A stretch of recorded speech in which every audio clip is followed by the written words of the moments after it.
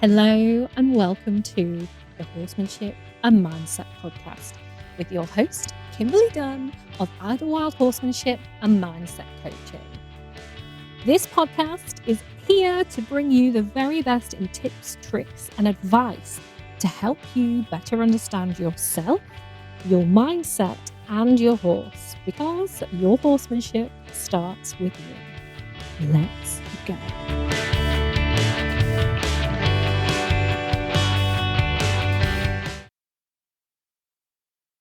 Hello, welcome to another episode of the Horsemanship and Mindset podcast. I'm delighted to have you here, and I hope you've had a super duper week. I am definitely feeling a lot more chipper this week. I'm happy to report after taking my own advice. So, yeah, we're marvelous, and I'm excited to dive into today's episode. So, if you have ever been halfway down a road or a path with your horse, and suddenly you felt your horse switch from being your relaxed, happy partner to a spinning radar alert dish, then you've seen cortisol at work. You've probably felt cortisol at work at that point as well. And the thing is with this, your own stress hormones can also feed into that reaction with your horse. And so today, we're going to be diving into the link between cortisol and connection with your horse. So, we're going to unpack what cortisol actually is and why it's not all bad, because I know that cortisol gets a lot of bad press. So, we're going to dive into why we're going to look at how stress hijacks your horse's brain and your brain. We're going to look at the telltale signs that you and your horse are running on high cortisol together. And we're going to look at some practical in the moment tools that are going to help you bring it back down so that you can ride with that calm and confidence that you crave and we all crave. And also, at the end of the podcast today, I'm going to invite you to my upcoming Empower Hour, which is next Monday, the 18th, where we are going to take these tools even deeper for just £15. It's a bargain, guys. It's a bargain. Okay, so without further ado, let's dive in. Let's look at Cortisol 101 for you and your horse. So, cortisol, you've probably heard of it. It does get talked about a lot now, which is good. And it gets talked about a lot because it's your body's main stress hormone. And it's released when your brain thinks that you are in danger. Now, whether you're actually in danger or not is, of course, another story. So it might not necessarily be because there's a charging bear running at you. It might just actually be a plastic bag. A plastic bag has blown across the bridleway. That's actually like a bit of a mouthful, that isn't it? Plastic bag blowing across the bridleway. Well, mouthful for me anyway. Anyway, so for your horse, cortisol is part of their flight response. And as we know, when it comes to horses, their flight response is their main response to survive. So it's pretty heightened within them as an animal. And it can speed up, what it does, speed up their heart rate, it tenses their muscles, it sharpens their hearing, and it floods their system with energy so that they can actually run away. And for you, cortisol does something very similar. Cortisol is what makes your hands clammy, what makes your breathing all shallow, it's what makes your thoughts race, and it's priming you for that moment that you need to survive as well. So it's actually a really important hormone. Um, but the important thing for us to understand about it is it's not bad. Again, like it's like everything. Your fear response isn't bad. Your anxiety isn't bad. It is there for a reason. It is there to keep it safe. But what we need to do, rather than seeing it as this bad thing that we need to eradicate, it's learning to balance things out so we're not always in that constant state of anxiety or stress, of worry. With cortisol, obviously you need it. You need it to stay alive and you need it to respond to real threats. Um, And the problem is when your body or your horses is pumping out cortisol for situations that aren't actually dangerous. And that's when it starts to hijack your connection, your partnership, and what it is you're trying to do together, what it is you're trying to achieve, whether it is just going out for a nice amble out or whether it's a competition or a lesson or a clinic, whatever. So it does interfere with that. So again, we are not looking to eradicate all cortisol ever, all stress ever. It's important. It's there for a reason. It's there for a purpose. And there is such thing as having good levels of cortisol when you need them. Um, so let's look at understanding it a bit deeper now. And let's look at how we can learn to work with it, to ride those waves rather than being consumed by them. So let's have a little look at how stress can hijack your brain. So if we think of your brain like a traffic system. So you have your prefrontal cortex, which is the thinking, planning, and problem solving brain. So for us, that's going to be right. Okay, so what's the route we're taking on this hack? What's the dressage test? What is the person in the lesson trying to get me to do? How can I do that? It's the making conversation. That's the prefrontal cortex. Then you have the amygdala. So the amygdala is like a little almond shaped part in your brain, and that is your alarm system. That's scanning for threats all the time. And then you have your hippocampus, which is the memory and learning center of your brain.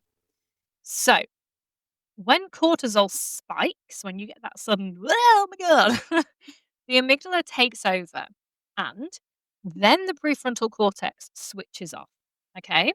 So that's when suddenly you're not able to focus. Suddenly you cannot remember your dressage test. You cannot remember how it is you get around a lorry with calm. You cannot think, I need to do this, this, and this with my body to achieve this, this, and this with my horse. It's gone. You can't think. And the same for your horse. So your horse actually has a quicker switch. Your horse definitely has a more do now, think later than us. Again, they need it to be a lot quicker because they have to have that very, very quick response in the wild to survive. So it happens even faster for them. So your horse can't think about your aids. They can't put together what it is you're asking. Their brain is just screaming, we need to run. And you then, as a result, it's all in this circle where you're feeding off each other. It's a circle of fun. You stop riding with feel and you start riding reactively. So that's when you tighten up because your prefrontal cortex is offline. So it's just thinking, I need to survive. So that's when you get into that really defensive position of grabbing hold of the reins, of leaning forward. It just happens automatically because you're in survival mode. So this is why this is so important to remember when you're trying to train a horse. This is why you cannot rein through a horse in high stress because learning and memory are offline. You cannot teach anything new. You cannot make a good experience out of that survival mode. You have to get out of your brain and into your body for a moment and calm the body down, and you have to help your horse do that too. Then you can move on. So this is where I always say to people in sessions, whether that's online or in person or in clinics, like you need to reset first. Go away, reset, and then come back to start again because you can't keep piling on when you're already stressed. So I hope that makes sense. I get a bit overexcited talking about this because I love talking about it. So let's look at some signs that cortisol is high. So in you, that's going to look like shallow breathing, like the inability to just take a deep breath, tight shoulders or jaw. Our jaw is always a big giveaway. Like if you ever, like in my yoga class, for instance, our yoga teacher is always telling us to make sure you just clench your jaw. How is your jaw feeling? Because we hold tension there. Same as I'm sure you felt it because I know I do a lot. You feel that tension in your neck or in your shoulders. That's where it can live too. You might have that tunnel vision feeling or like you feel on edge, when you just feel like you're almost shaking because you're so on edge and you just can't focus. But also like overreacting to small things. So if you become irritable, if you become really like hair trigger, like, oh my God, I'm so annoyed, or that can mean your cortisol is high too. I always notice like when I've got PMT just before, I get like a little bit more kind of not overreact, but like a little more reactive to situations. Like I'll be driving and I'll get angry about someone driving like a pleb, and I think, oh, interesting. Like, why am I so angry? Oh, yeah, that's why. You have that that reactivity to things. So if you find yourself being like that, it's important to ask, like, am I stressed today? Perhaps. So in your horse, what's that gonna look like? I'm sure you know that feeling of high head carriage. They've suddenly grown by about 3 foot. Their eyes are bulging out their head. Their ears might be fixed on one thing. They'll have that tense back. It'll tense through their whole body. Short, choppy steps. There's no like long, relaxed movements. It's all shortened up. They also might be quote unquote overreacting, so like extra spooky, extra on edge. Or they might just be like disassociating from you and not responding to cues that they know.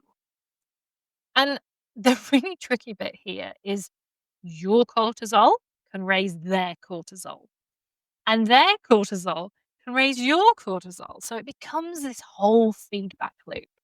Just as we can help regulate each other, just as you can find that peace in each other, you can also wind them right up, just as they can wind you right up. If you don't know the tools to help bring you both down. So that again is why we're talking about this today. The joy of horses. Okie dokie. So moving on, how we can lower cortisol. Let's look, because I'm talking a lot this month about hacking out and trail riding. Let's look at it in this scenario. So the goal here is to tell both your nervous systems, we're safe. We are safe in this moment. There is no saber-toothed tiger. We're okay. So for you, what this is going to look like, breathe on purpose. I want you to really focus on your breathing, not just think to yourself, oh, I need to take a big deep breath. I need to slow down my breathing. You need to do it. Have purpose with it. Really think about inhaling slowly, filling your lungs, expanding out your rib cage for 4 seconds. And then you can double that in your exhale. So 6 or 8, breathing out.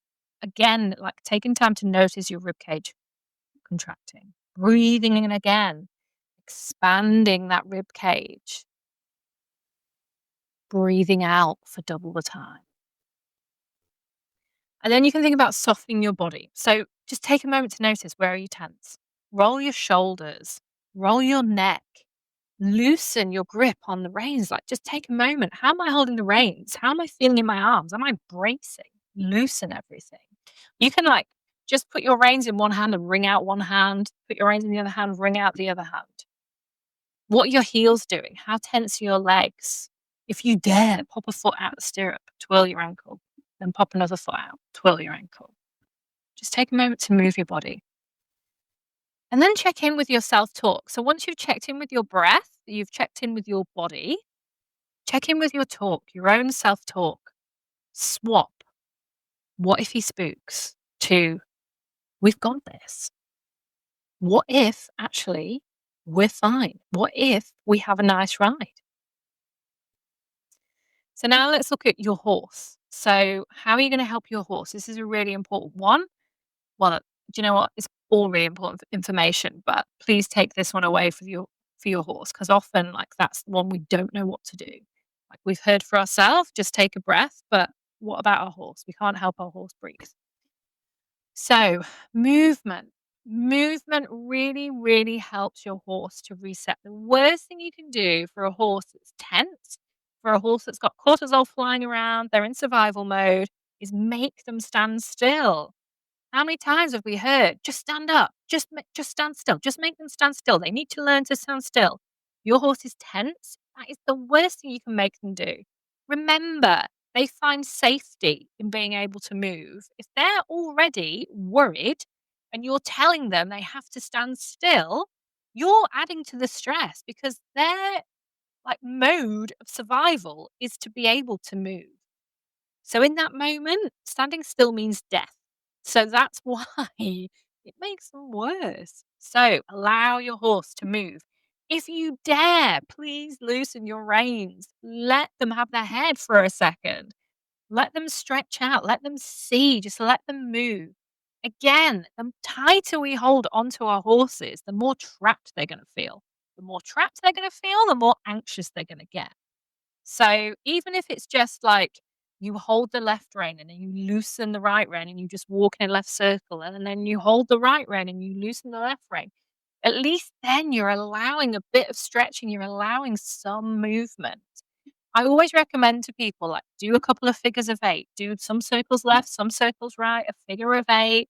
So you're directing the movement, but you're not holding them and you're allowing that movement. And that allows them to move the stress through their body. It's so helpful, honestly.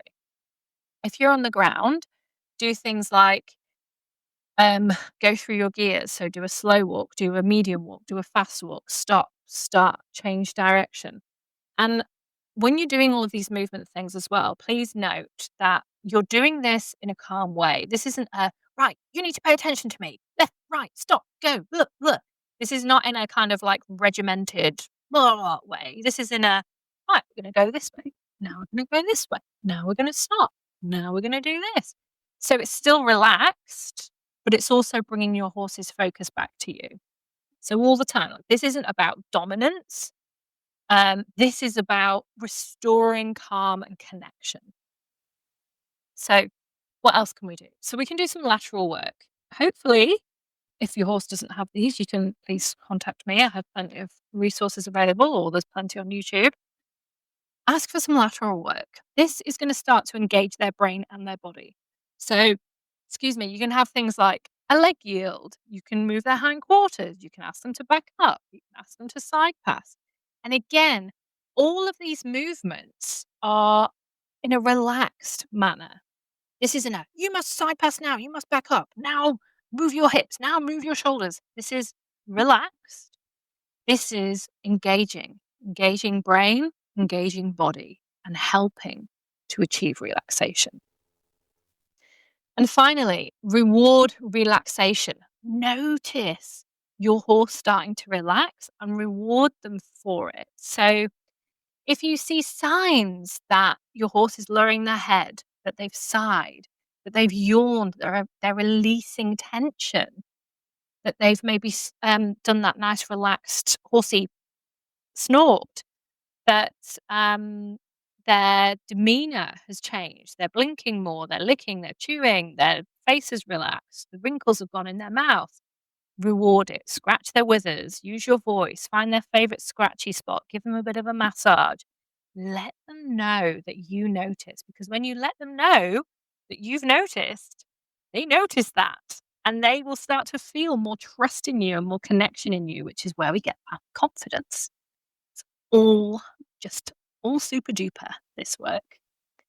So, these tools for both of you help to bring that prefrontal cortex back online so your connection can return.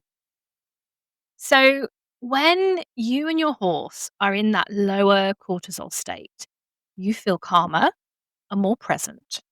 You're able to communicate more clearly. You're able to respond instead of react. And suddenly, you can enjoy your rides instead of feeling like you have to brace for them. Oh, how good would that be? So, I'd invite you to try these. If you're someone that this has been a thing for you, come back to this episode and try these things because it will really, really help. And your horse, well, they get to feel safe with you. They get to feel seen. They get to feel heard. They will get that you are working with them. And that is what you're looking for, and it's the foundation of any great partnership, let alone with, you and your horse. And so if this episode resonated with you, if it's something you've been struggling with, especially out on hacks or out trail riding, then you are going to love what we're doing in Monday's Empower Hour. Why was that so difficult to say? In Monday's Empower Hour on the 18th. So this month's theme in the community call is calm and confident hacking or trail riding, depending on where in the world you're from. It's going to be a good one. I'm really excited to deliver this.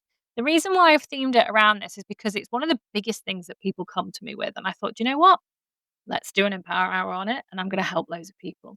So for just £15, you will learn how to reset your and your horse's stress response before and during the ride. You're going to learn how to stay connected, even if something does pop up and spook you both. And you're going to learn how to turn hacking or trail riding into your most confident, enjoyable time together, because there is so much joy to be found in having that gorgeous trail ride together, wherever it is that you live in the world, whatever your terrain, whether it's a beach, whether it's the hills, whether it's rolling fields, whether it's forests, you want to enjoy that space with your horse. And this is going to help you to do that. I've got so much that I'm going to pack into it. I'm so excited to deliver it. So we're going to have visualization, we're going to have hypnotherapy, we're going to have EFT. I'm going to be giving you steps that you can take away to put in place with your horse to improve your confidence.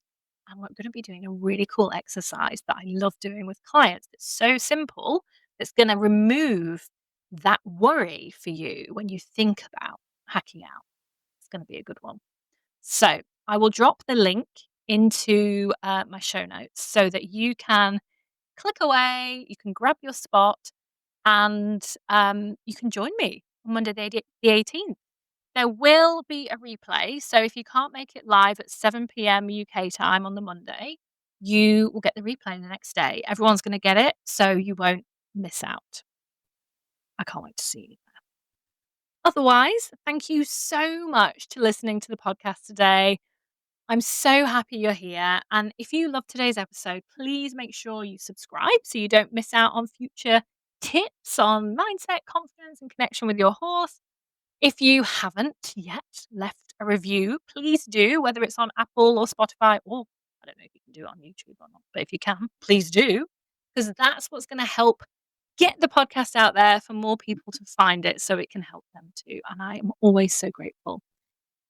And if you haven't already shared the podcast on your story, please do and tag me in it, because I love to see it.